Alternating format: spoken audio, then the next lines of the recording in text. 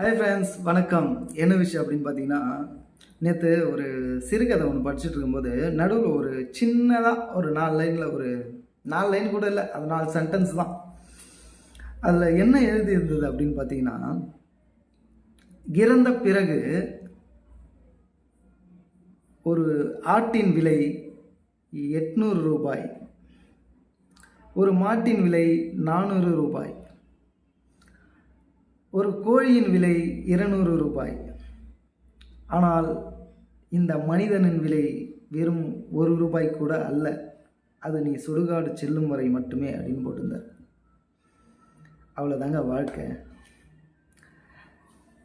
இது தெரியாத நிறைய பேர் அது மட்டும்தான் வாழ்க்கைன்னு நினச்சிட்டு இருக்காங்க. அதுக்காக நிறைய சந்தோஷத்தை விட்டுடுறாங்க. சந்தோஷம் எங்கே இருக்குதுன்னு தேடிட்டே இருக்கிறாங்களே தவிர,